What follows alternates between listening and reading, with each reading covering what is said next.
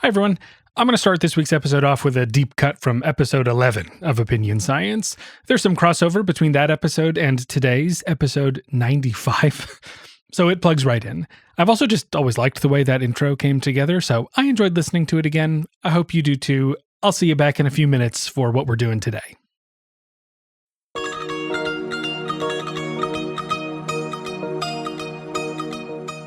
Earlier this year, I went to India.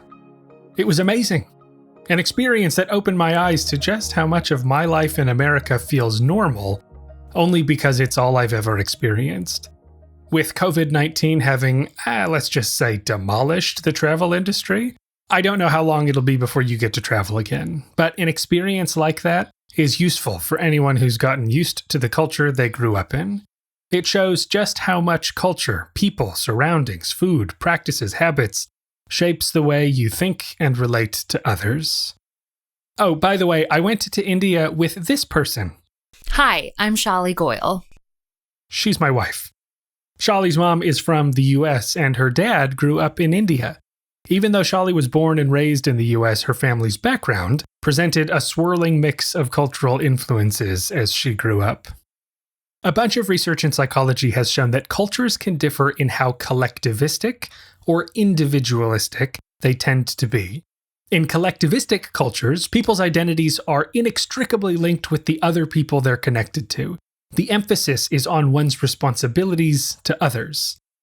In individualistic cultures, people's identities are focused on what makes them unique, and they're more focused on their own personal aspirations.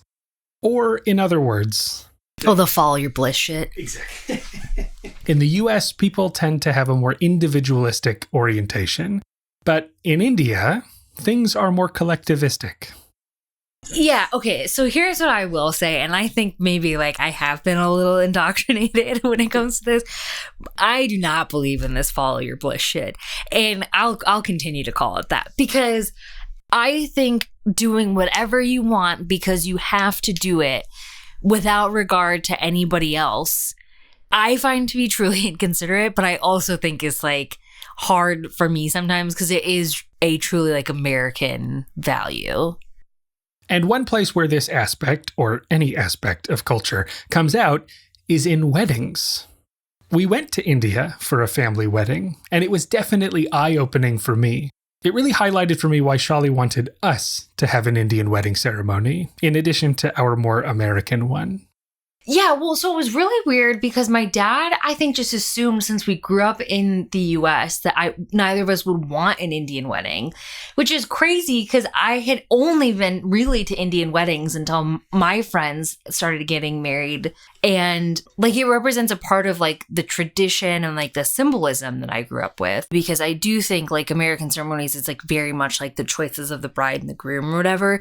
But you cannot have an Indian ceremony without your family being involved, which is what you saw when you went to India, because even though Ashi is my really second cousin, she's considered a sister of mine.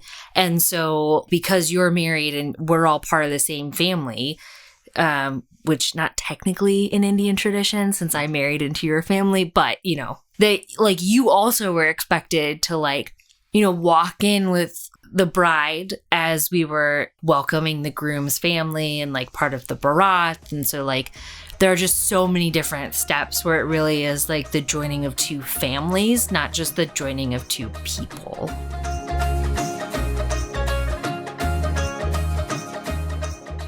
You're listening to Opinion Science, the show about our opinions, where they come from, and how we talk about them. I'm Andy Luttrell, and this week, just like we did in episode 11, we'll explore how the cultures we're embedded in shape our opinions and what affects them. I'm excited to share my conversation with Erin Barnes, assistant professor of marketing at the University of Louisville College of Business. Erin studies how things like persuasion and branding depend on culture. And here's the other connection to episode 11. He's done a lot of that research in collaboration with Shavitt, the guest on that episode. But it's all new stuff today, folks, because Erin has some super interesting research on the kinds of norms that affect our consumer choices. Are you more likely to buy something that's a bestseller in its category, or something that's the top rated in its category? Well, it depends at least a little bit on culture. So let's get into my conversation with Dr. Erin Barnes.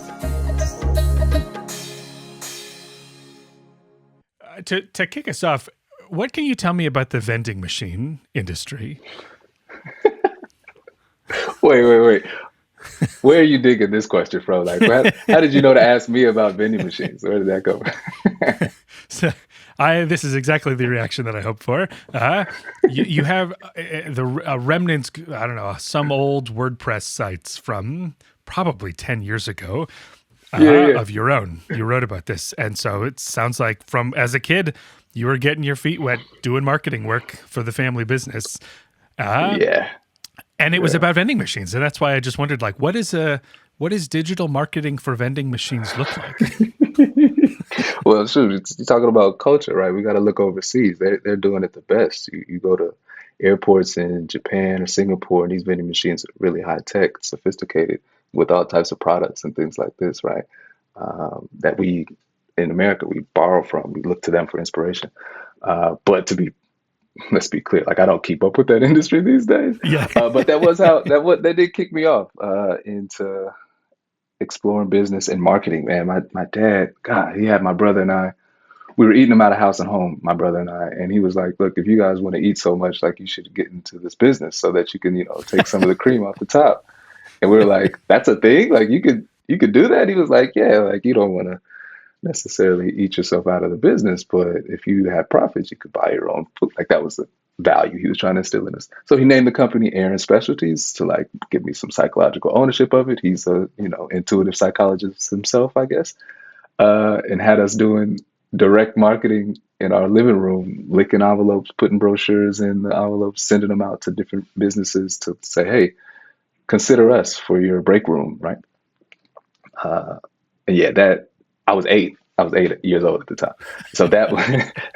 So so when we're in the living room, it's my brother and I were watching Samurai Pizza Cats because that's what we were into, licking these envelopes. And then once we had a couple people who bit and said, "Yeah, we want your vending machines," it was my brother and I's responsibility to go around servicing them.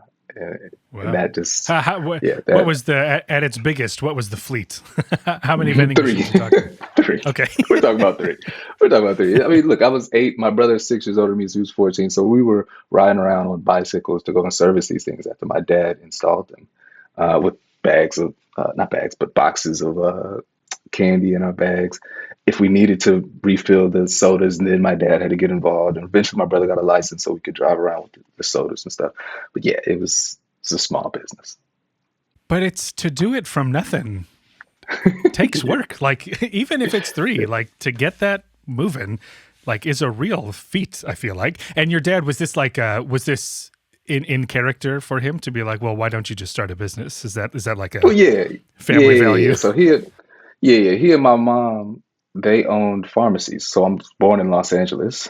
And in Los Angeles, my mom's a pharmacist. My dad was the business manager. They owned these pharmacies called Firestone Pharmacies. This is back in the Wild West of like pharmaceutical drugs where like, these were family owned business. Like there was no such thing as like Walgreens and Rite Aid dominating the pharmacy scene, at least in California at that time. And so you had these mom and pop stores that could be really niche, really community focused. And that's what they did. And when we left California, that business was also left, that business, but the values of being entrepreneurial and kind of getting it yourself, that stuck with us. So in fact, like I'm the youngest, my brother is the next youngest. My 2 older sisters, they were also involved in the business. It was a janitorial service. They were cleaning hair salons because they were getting their hair done all the time. So my parents had the same idea, like, "Hey, you spend a lot of time in the salon. Why don't you clean them up, so you can help afford your hair care?" And so but neither of them are in the hair business. It was just that value of like, okay, how can I, supplement my existence? How can I just carve out a niche? How can I add value? That kind of thing. And this, I mean, this wasn't a one-off, right? Like, it's not like that's the end of the story. I serviced 3 vending machines and my entrepreneurial days were over. Like that actually seems like it kickstarted something for you. That kickstarted things for sure. So that, of course, led me to be the kid selling candy at school, which I got in trouble for. But also led me to be in online. Like I remember having a conversation with my parents about selling on eBay when I was 13 because they were like, "Hey, the actual age you need to be is 18. So we're going to have to like, be really careful with you operating with these adults out here. But it seems like you got, a decent plan. You're wanting to buy these hats wholesale and then sell them for a little bit of a markup. They were the sock hats with the brim. I remember giving my grandmother some because she was the influencer back in those days for me.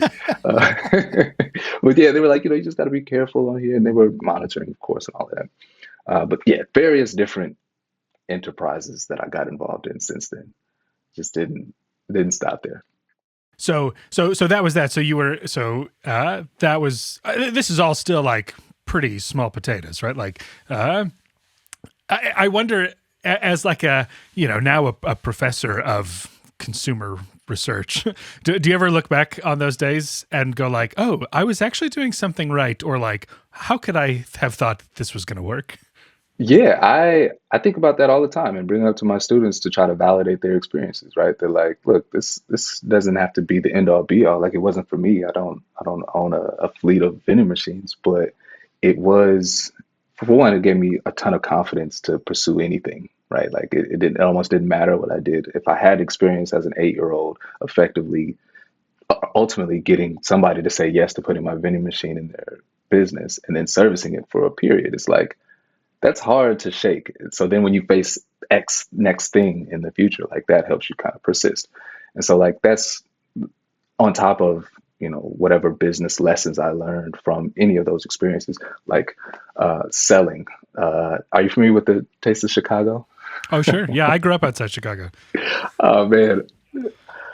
Okay, so you're familiar with Wabash Street and like the wholesale district in Chicago. Is that a thing? Roughly, yeah. Not okay. Uh, Rough, yeah. So I was maybe 11, 12, went to Wabash Street and got a bunch of like glow sticks, flashing fans, and things of this nature to go and sell at the Taste of Chicago, person to person. Like that was the kind of kid I was. I wrote my cousin into doing it with me, and he was not feeling it. But I was like, look, man, if we could just sell a couple of these, like we can pay for our stay, we could get some shoes, like it could be really fun. You can meet some people, and like so I mentioned that to talk about elements of just selling that then becomes something instrumental I talk about and bring up in class, right?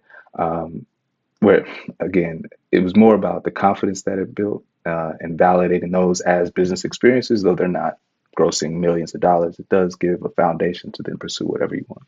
Is this so? I guess so. I'm not familiar with the wholesale district here. Are you saying like there's just a place in the city where everybody knows you go here to pick up a bunch of stuff that you can go sell elsewhere? Yeah, I don't know the extent to which everyone knows, but there's definitely a district. At least at the time, there was a district. It seemed like every store on a couple of different blocks was selling something at bulk, and so bulk level prices. So it would have been like if the Sam's Club or Costco was made individualized on a block, right? Where anything that you were looking for was available for bulk. But eventually this ends up like you go into this more formally, right? Like you get more formal training in how this all works. And it's kind of, we don't have to unpack the whole story, but eventually you end up like what then brings you to do like, I'll do the research side of it, right? Because eventually that's where you land, like in a PhD program in, was it marketing or advertising? I forget what the name of the program is, but like, why that? Like, why did that seem like the obvious next step? So man, that actually started because of a scholarship I was awarded in undergrad. And that partnered me with a marketing professor from day one, where he made it his mission to kind of make clear to me that that job was not just teaching.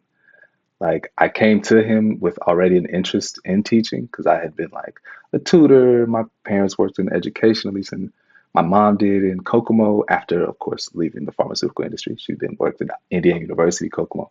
But so I was already kind of leaning like, ooh, teaching is cool. And then partnered me with a professor, so I'm gonna learn how to be a good college teacher. He was like, look, man, this is what we actually do on the backs. Like, so his name is Adam Dahachik. I don't know if you know this guy. He's a great, interesting guy. Love him to death. And he pulled back the curtain of like this mad scientist world where we're running experiments. I remember doing experiments with like eye tracking devices back in, this is the late 2000s, like early 2010s. And so this was like cutting edge at the time. We're doing all this to figure out why people buy stuff, man. Like, this is what this is for. Like, this is so cool. Like, and that experience coupled with my lived experience of like trying to get people to buy glow sticks or candy. It's like, oh man, I can use all of these different techniques and tools to really dig into the psychology of why people buy stuff. I want to do this. I want to do this, and that was made clear to me by the sophomore year. So I knew then that I wanted a PhD. He had convinced me. I'm like, ooh, lifestyle, the work that you're doing. You seem like this cool guy. I want to do that. I want to be that.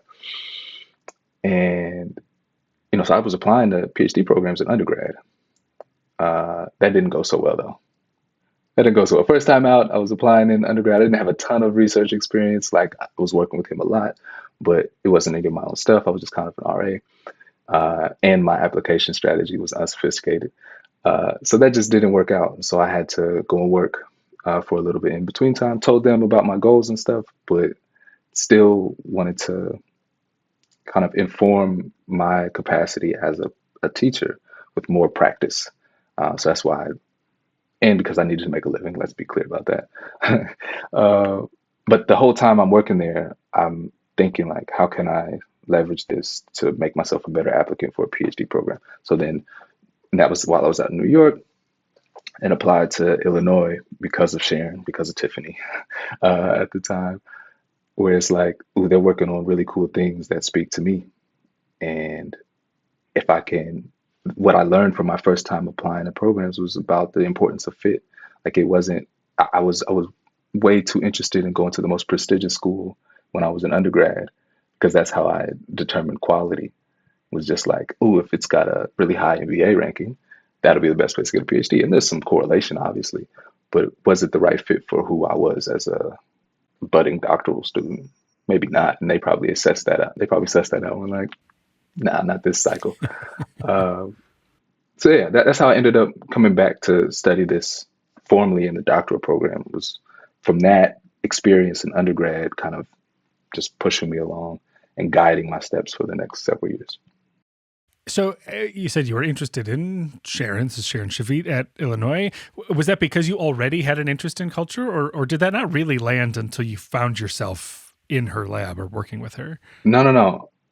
You're right. Yeah, culture specifically, I didn't like verbalize and really face my interest in culture until I got to Illinois. Like, I knew of her work because of the master's program that I was moonlighting while I was working in New York, and like became aware of her work and Tiffany's work, and was like, that's interesting, that's cool. And even that work that I'm talking about was not cultural in particular. It was more of the attitude stuff, the persuasion stuff that she did, and Tiffany's was more the branding kind of stuff. And then when I got to Illinois, it was a mix of Sharon's work and my Madhu Viswanathan's work, actually, that kind of made me realize how important it was to me to be inclusive. It's because part of my experience in undergrad, and growing up, was just kind of navigating these spaces of feeling excluded, wanting to be included, and doing whatever I could to try to include others once I felt like I was included.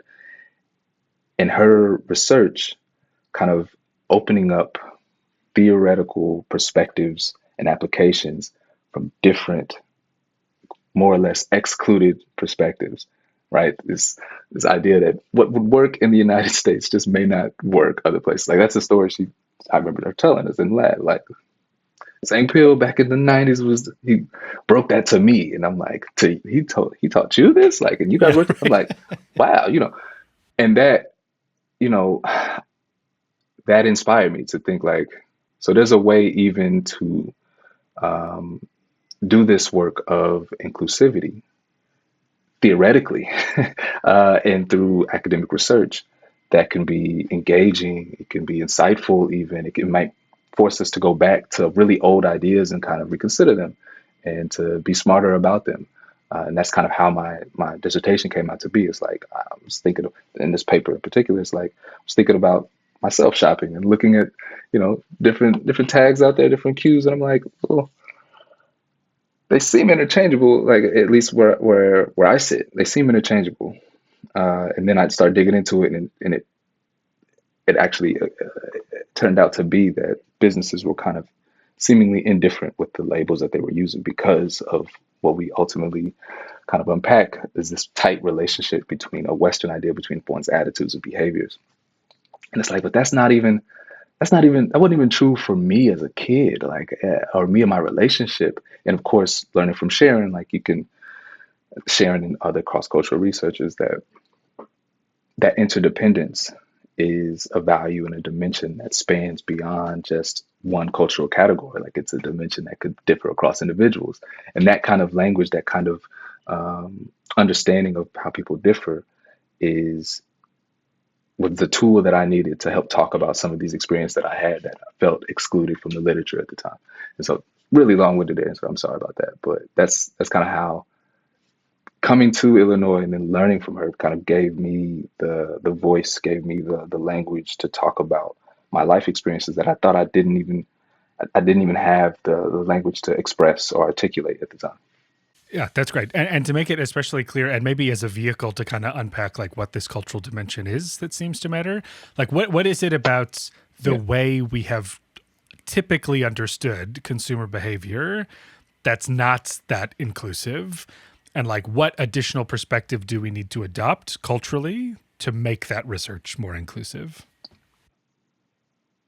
Yeah, it's a predominance of the weirdness of the data mostly. Like that's the most prominent idea in my mind, and so that's not my idea. I came to learn about this paper in the program, and that again gave me more language to kind of articulate this feeling that there was so much focus on white people, there was so much focus on Western culture, and all of our ideas, it seemed, spawned out of that basis of theorizing. And while true in some cases, some contexts, it appeared less prominent, it appeared less focal, the experiences of people when they are in different mindsets or in different contexts. So different compared to independent, a more interdependent one where we have to navigate and negotiate your own preferences, your own feelings, your own behaviors with those of others. And that's not necessarily a bad thing. That is just the thing. Like that's what we're doing right now is we're not prioritizing ourselves. And that resonated with me a lot. I'm the youngest of four, so I had to do a lot of that growing up, right? And it's like, you know, I might have this accessibility paper came out of this experience that is like a core memory for me of like always wanting Burger King fries. I remember like always wanting one of my older siblings to take me to go get Burger King fries. And it's like, I could tell you, if you asked me what I want, I could tell you right off the bat. But like, I know that no one's going to like, no one's going to move, no one's going to budge, no one's going to act on that. So I will modulate what I say that I even want to something that's more accommodating, right?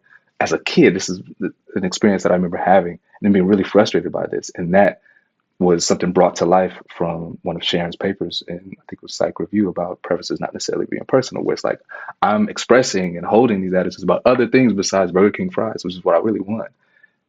And then talking to my older siblings about these things that they might want, and now I'm having these attitudes as well. So anyway, it resonated with me, those ideas. And that perspective, the perspective that I had, it felt was not represented in the literature at the time.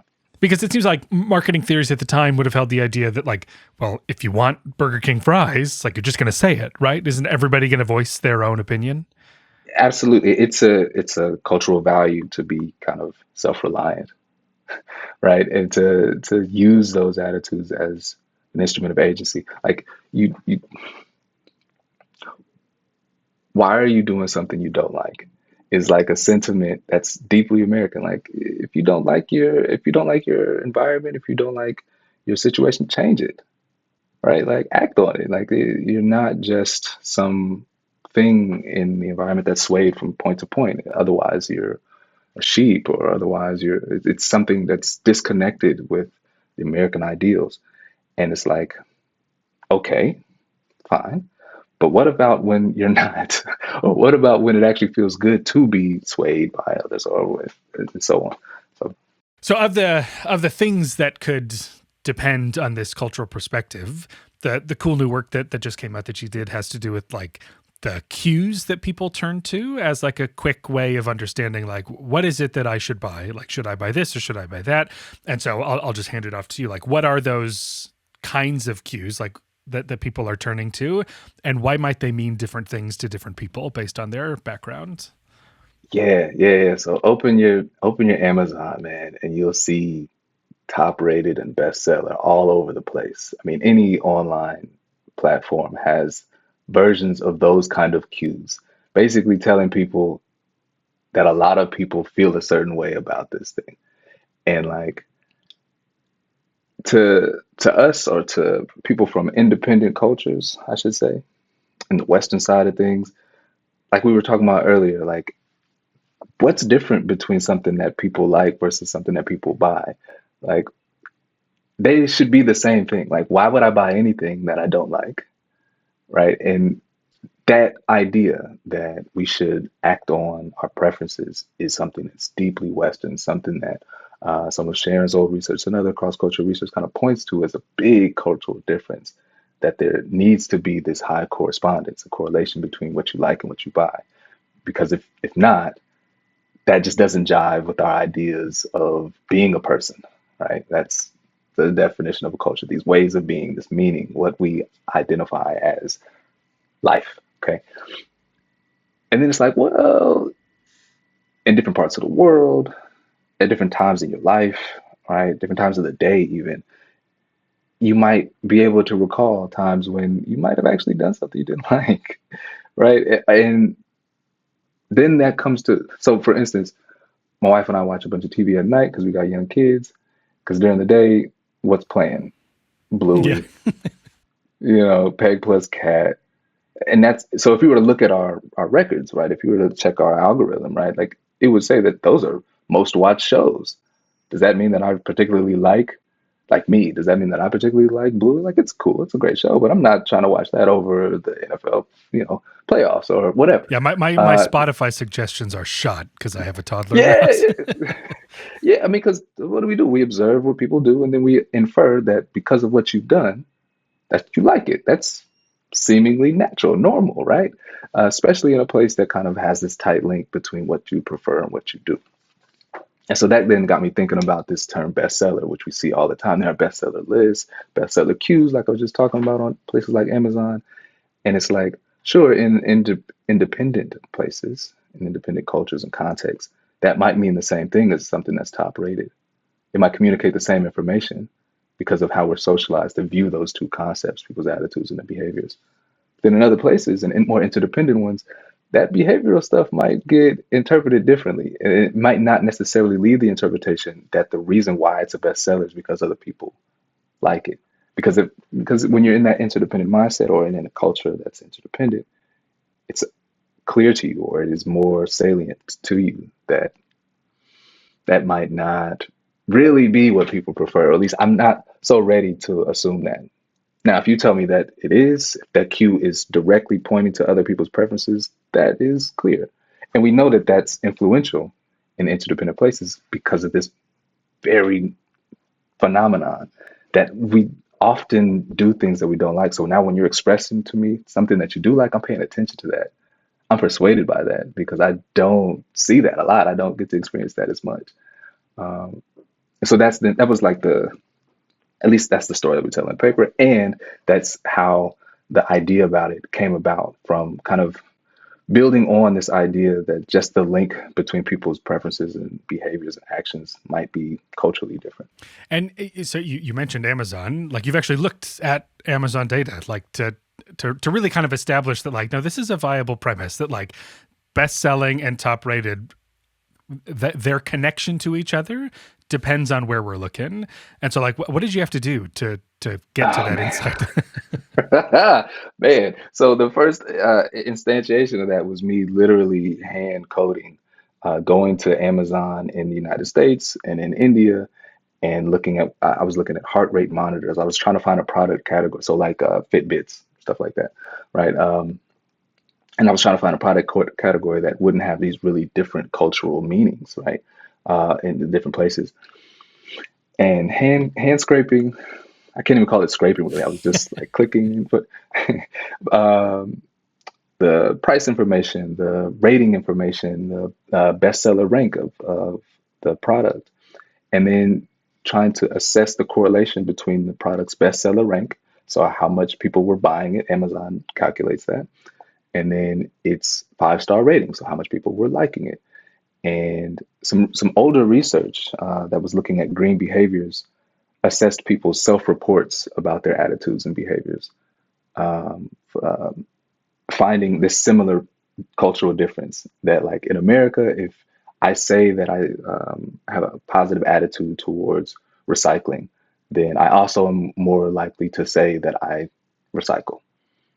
And that correlation is stronger than in places like China or Japan, right? And so there was precedent for this, but not with actual behavior and actual ratings. And that's what made ours kind of another contribution, that we're looking at what's actually going on Amazon in two independent and interdependent places, or I should say one of each, and showing that that same effect bore out, that the best rated products were absolutely the most purchased in America, but there was no relation in India. And that was like, It really was oh, we zero? got them now. It was no effect. Wow. It was no effect, right?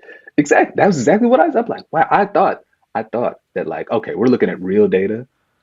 There's going to be some correlation. It's just going to be weaker, right? You can moderate it and you can show a bit larger effect. That's fine. But I didn't think it was going to be null, and it was null.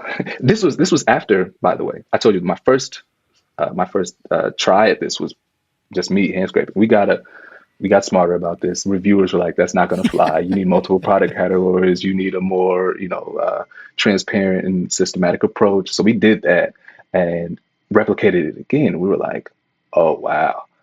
Like, this is, and that wasn't even our core effect or hypothesis, right? Because we were comparing just two different types of cues. This is more of just a theory building piece, like a proof of concept kind of piece of data to say that, look, if it's the case that there's this weaker correspondence between attitudes and behavior, then we should see a difference between consensus cues that prioritize others' attitudes versus behaviors. So then when we saw that, we were like, oh, we got them. Like, this is, even though we didn't expect the null so much, but when we did, we were like, this is compelling. At least it should help how to make this point very clear.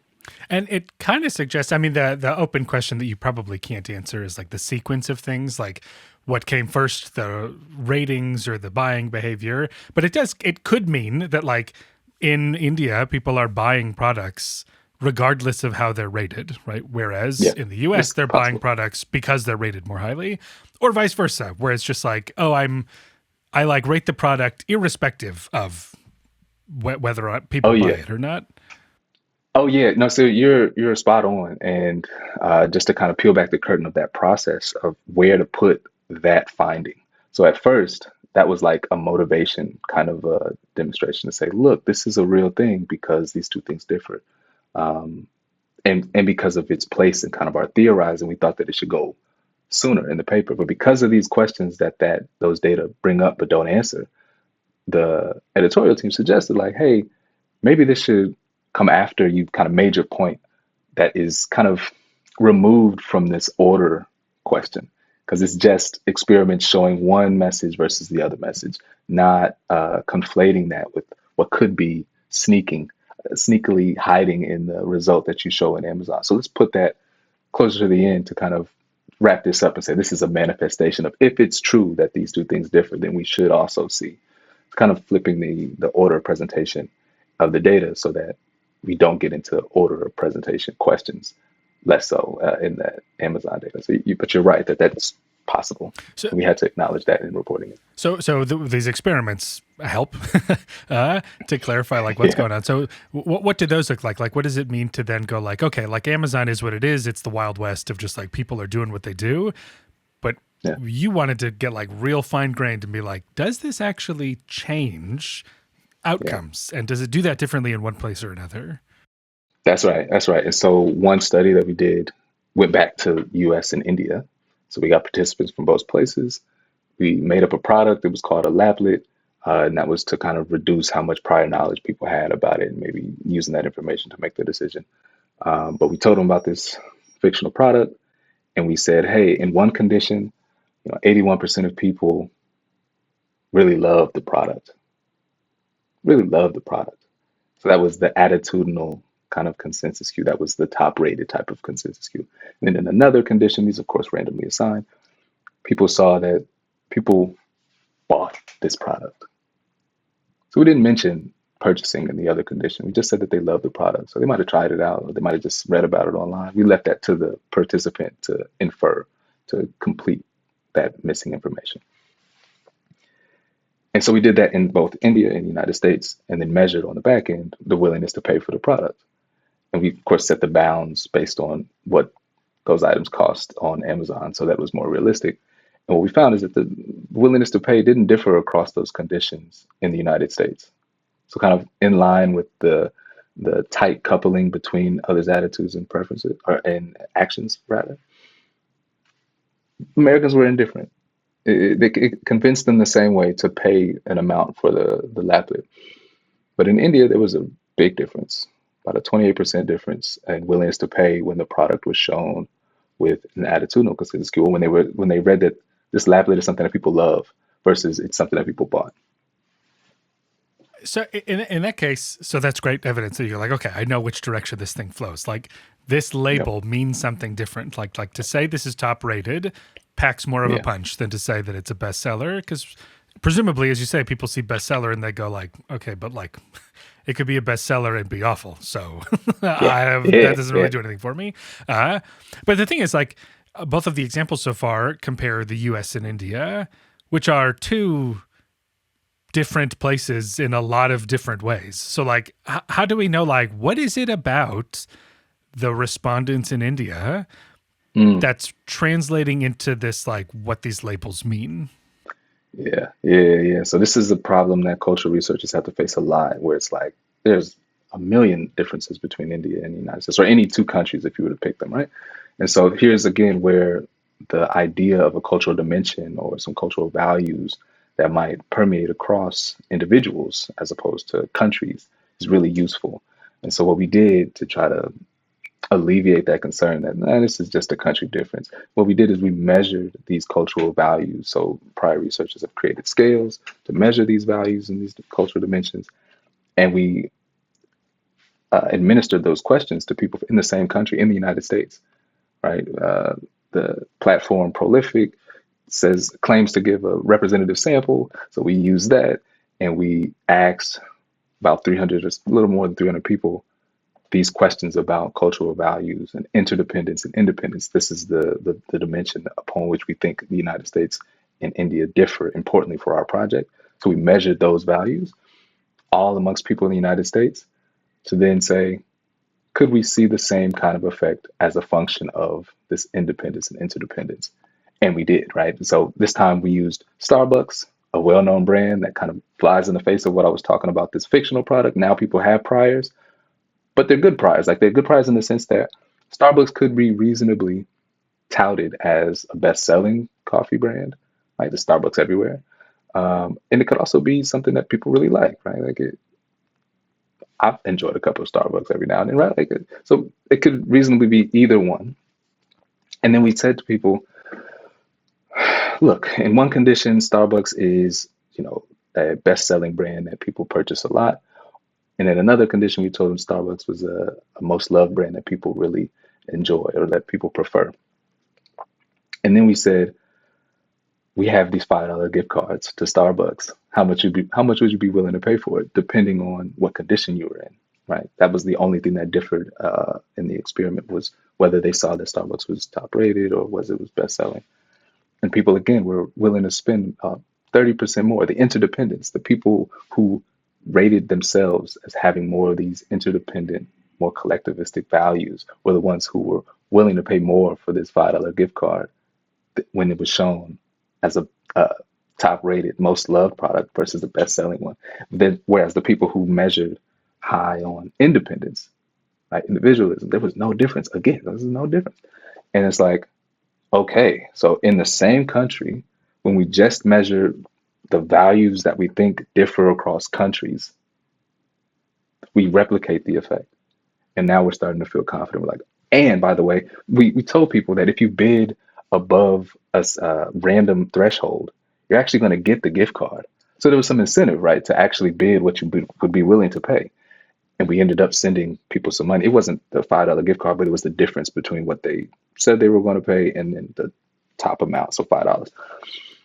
And so that there was actually some consequence. And so we were starting to feel real confident by that point. We're like, okay, so we've replicated this thing in one country, measured the actual values that we're claiming to be the difference between places like US and India, and we see the same thing. Okay, maybe we're onto something. So I'm curious too, like, do you get overall effects of these values? Because there's a case to be made that like interdependence should be like more interested in consensus regardless, right? Like, whereas, your prototypical like independent, individualistic American is like, I decide what's good. I don't care what people say. And so is there any hint of that? Or does it seem like everybody wants to know what other people think?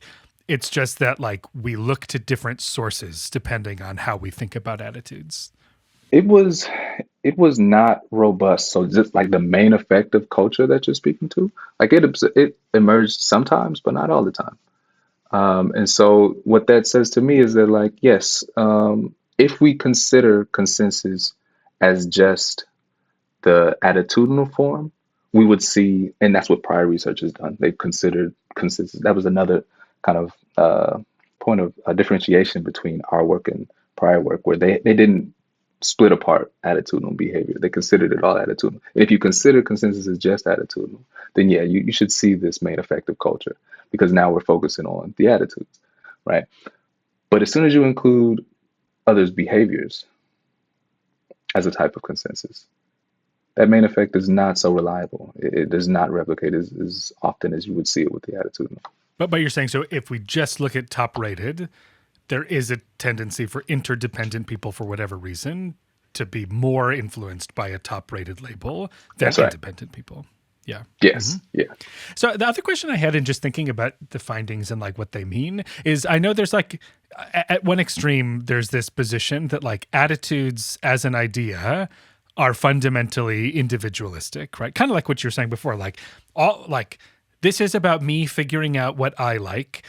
And so I'm curious, when you find such a big effect of attitude agreement or opinion agreements on folks with an interdependent mindset, like what is it? Like, why is that informative, right? Because you could almost predict that you go, well, these are folks who shouldn't care, because they go like, I don't need to have like I'm not concerned with my attitude.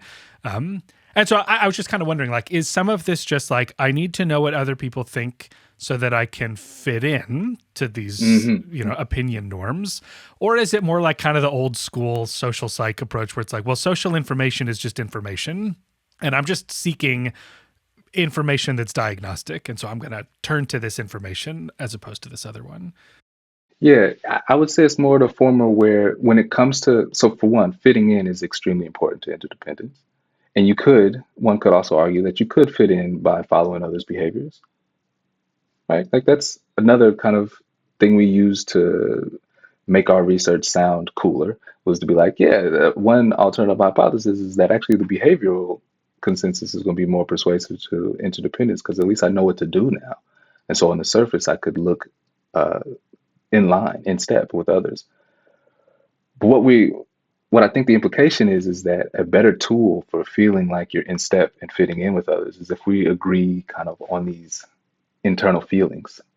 Is if I at least know what it is that you feel on the inside, and I can conform to that, that gives me a greater sense of potentially feeling in, which I think is another way of, it could be another way of following this kind of research up. Is like, is that a better tool for interdependence to affiliate, to feel this harmony, to feel this connection with others?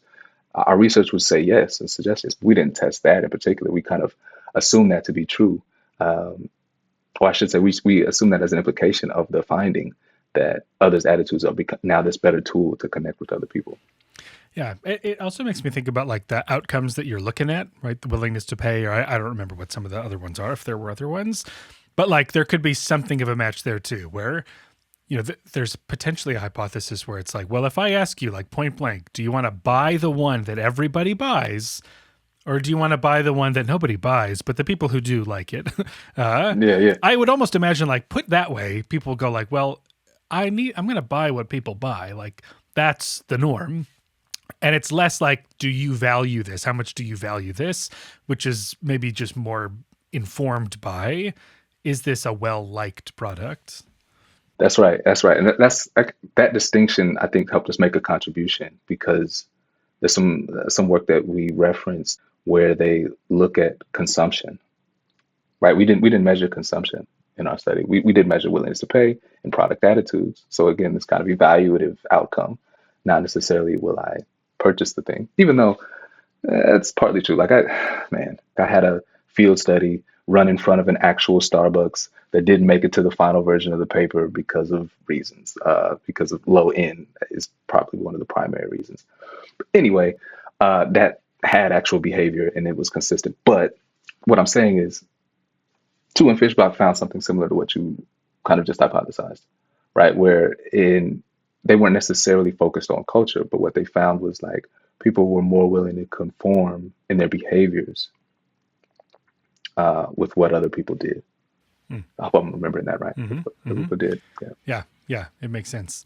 Okay, in the time we have, I do want to talk brand equity though, because that's sure. a fun capstone to all of this, which is like another one of like, maybe you're going to tell me that you sat down and you just like hand recorded all this. I forget what the nature of those data are, but I actually am not super familiar with what brand equity is. So like this becomes a useful metric that you use to sort of tie the pieces together.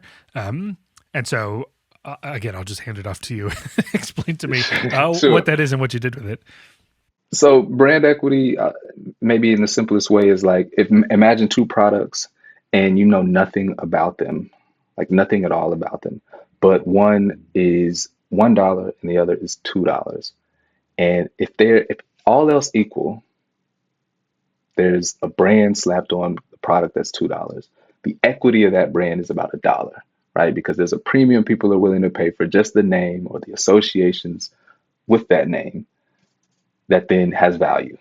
Like that's an economic way of measuring brand equity. There are these other like more psychological ones where people have these good feelings or different positions in their brain and distinctions between, say, Nike and Adidas that then give that brand equity, gives that brand value. And so that's become, as you might be able to imagine, that's really important to practitioners. Like we want our brand to have high, strong equity, right? How do So they much measure of- that? Is that like they ask people that question, Yeah, that scenario? yeah. Well, not that scenario, but they do ask people, how much more are you willing to pay, right? That's part of the reason why we use willing to pay in our studies. But what would you be willing to pay for our brand? Or they just look at, purchase behaviors. It's like, well, you bought our brand when it was $100, even though there was an alternative for 50 or for 60. And you didn't buy that. So now we're going to infer that our brand has this equity of X dollars, right? But this is actually a really good point because people also are in business telling other businesses how to measure brand equity, right? And so like those are the data that we acquired from VMLY&R. God, sorry, I got that acronym messed up. Because part of their business is measuring brand equity in a global way across a bunch of different countries with people, measuring things like their preferences for the brand, their willingness to purchase the brand, their associations with the brand. So adjectives associated with the brand. Is this brand arrogant? Is this a good quality brand? Is this friendly? Is it on and on, 48 some associations that then they organize kind of like a factor analysis into 5 different pillars of brand equity. Anyway, that's a proprietary mix. Suffice to say, we just took their measure at face value and compared try to compare brand equity across countries using the indicators of people's actual preferences for the brand and their purchases of the brand. So the actual purchases of the brand. To then again see like, what's the right indicator? What's the right predictor of brand equity in different cultural contexts, according to our way of dimensionalized culture. So independent and interdependent. So our data set had these 8 countries: UK, Denmark, Canada, Germany. These were the independent countries. And then Mexico, India, Korea, Argentina. These were the interdependent ones. And Hofstede kind of bears this out with differences in individualism. Okay. So then we had these two groups of countries, and it was a simple regression. I'm actually stylizing. It was a more complicated thing. But think of it like a simple regression where we're just using as predictors the people's preferences for over 8,000 brands in these 2 groups of countries, and their purchases, their reported purchasing of these 2 different brands. And like one school of thought is like, well, my brand equity is all about market share. How much people are buying my brand over others, like the example I gave you. Another school of thought is, well, it's not that I need everybody to buy my brand. What if I'm LVMH, right? Like I don't need everybody to have a Louis Vuitton, right? It's more about the esteem, the regard that you have, these associations, right? And so then we ran the analysis to see if those preferences versus those behaviors were better or worse predictors of this overall brand equity. And we found that preferences and behaviors were equal level predictors of brand equity in those independent countries. So the UK's, Denmark, Canada, Germany, of the world, they were literally like, we rounded to 2 places in the paper, but they were just about indistinguishable if you kept going with the predictiveness of others' preferences, or not others, my personal preferences and my personal purchases in predicting brand equity. Whereas in those interdependent ones, it was the preferences that was winning out, that was predicting brand equity more so than purchases. And again, that was something we wanted to include to kind of speak to marketers and say, like, this, an implication of this is might change your KPI, your key performance indicator dashboard.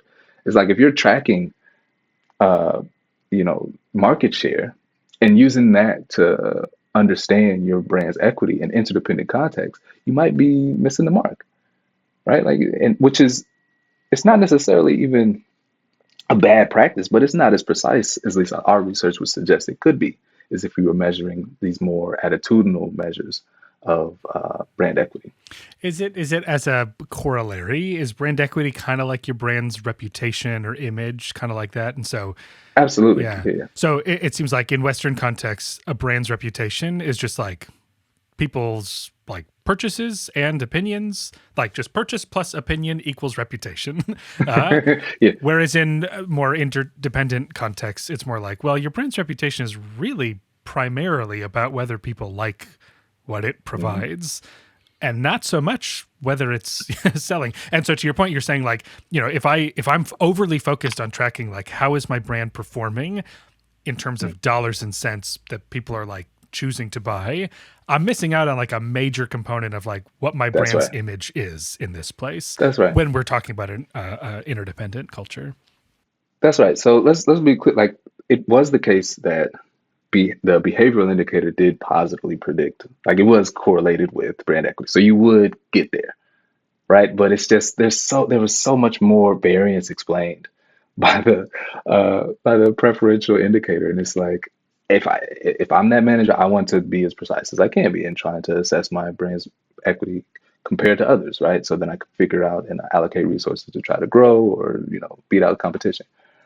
So yeah, that was just really fortunate that came out, because these are not data that I scraped.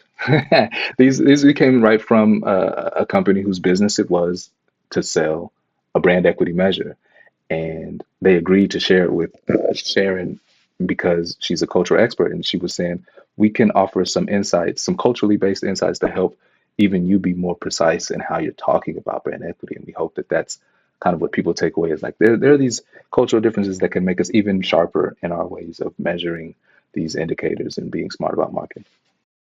What's nice too is like your finding is so fundamental, right? It's one of those things where it's like, it's about the thing everyone would have said is like the thing you'd pay attention to. It's just like, well, do people buy it? And you go like that, even the most fundamental part of the equation is at the whim of culture. Like, you cannot build a global model of consumer behavior based only on like a slim segment of the global population. Like, it's not like, oh, there's some like fringe variable we forgot to include that we only get with a cross-cultural perspective. It's like, no, like the main one depends on this important outcome. That's right. And I remember early in the days of this project, Sharon was reminding me of some really old work talking about the ultimate outcome of persuasion is changed behavior. And believe it or not, well, not that you would believe it or not, but maybe not surprisingly, that came from a Western perspective, right? That the ultimate outcome of being persuaded is if you change your behavior. And it's like, we didn't necessarily make this claim in the paper. We kind of softened our language. But in our conversations, we were talking about, well, is it? Like, is the ultimate outcome of persuasion change behavior if in interdependent context, when you tell me about other people's behavior, that's persuading me less than telling me about other people's attitudes? It's still an open question. Again, another follow-up idea for future research. It's like, is there a way to demonstrate in different ways that the ultimate outcome of persuasion is something other than changed behavior? And like, what would be the implications of such a finding on what about our fundamental understanding of how people are persuaded and how we know that people are persuaded, especially like now we're observing other people's persuasions. This is an interesting thought. Right. It's funny. So I'm teaching an attitudes class now, and we were just talking about attitude behavior consistency. So, and it's funny now to think of this in this context because what was it in the 60s? Psychologists were like, you know what? Forget it. Attitudes aren't predicting behavior. Why aren't they? They're supposed to predict behavior. Like, what are we even doing? But it's like interesting to think of that as like a reasonably Western perspective of like being bewildered by the lack of correspondence sometimes between attitudes and behavior. Right. Whereas in another context, it would have been like, well, yeah, why would they? Why would they necessarily predict what people do? No, that's funny. You're right. The bewilderment of the lack of correspondence. That's. I mean, my Western upbringing came full front and center when I was looking at those Amazon data, and I was like, oh wow, it's a null relationship. No way, I did something wrong. Like that was how I responded. I was like, I coded these data wrong. Like there's no way it's null, right? Like just bewildered, like disbelief that the top rated stuff was not also the best selling because of what even parts of me believe that sometimes it is the case, like at least to some degree, like it's got to be, right? And it wasn't. As by way of wrapping up, the kind of natural follow-up is then like, what's next? Like what's on the docket now? Like, are there things in the mix on this theme, or are we moving to new ideas? So yes to both questions. So there's research I'm conducting now looking at like early stage research, looking at kind of negative consensus. So what we focused on in this paper was the positive consensus, because that's usually what marketers focus on. Like we don't expect marketers to say like 85% of people don't like us, or only 50%. But they're in different contexts, like news articles might present data in a way in the negative frame, and it's trying to understand whether or not people's inferences based on how negative consensus or cues about others' negative orientations towards something might then affect their persuasion. And I'm still early stage trying to figure out like what's important there, what cultural variables matter, because it might not be individualism, collectivism, interdependence, independence. It might not be, and that's okay. But I'm still like working on that idea, at least in the direct follow-up vein of this particular paper. Beyond that, in some of my other cultural work, I'm looking at this concept of maturity and how that affects people's willingness to share opinions. And so one idea that we've been tossing around is like, for one, what does it mean to be mature? Like, and does that culturally differ in these kind of traditional East-West differences? Because we were, my co-authors and I, we were talking about our experiences at like holidays and how like, in some contexts, like it's the older people who are kind of like letting it rip, like letting anything fly and say what they feel, because that's what it means to be mature. It's like my ability to kind of express myself and say things because I've lived a life and I've kind of earned it, whatever, right? In other places, the sign or the meaning of maturity is not that. It's kind of this regulation, modulation, and kind of ease. So you kind of feel some of the same elements of this prior work, this paper that we're talking about, where individual and collectivism is probably going to play a role, and that's what we suggest as well. But then from that we built on like, so what are these cues of maturity that might happen in the wild, and how might that affect whether people are willing to share attitudes, and can we look at that across culture? Can we understand that better by looking at people in, say, Hong Kong in the United States and observing their willingness to share after being exposed to a cue of maturity? And indeed we find that kind of pattern, that if you cue maturity, just something as simple as what would a mature person say in this case, right? Like that gets Westerners to talking and disagreeing with people, and it gets Easterners to pause and do less expression. So that's a sample of some of the stuff that's going on. Yeah, sounds great. Well, I'll look forward to the day when it comes out, when you've got 25 studies on that coming out next. I hope not, man. But yeah, thanks so much for taking the time to talk about this. This was great to hear about. Of course, man. Thank you so much for having me.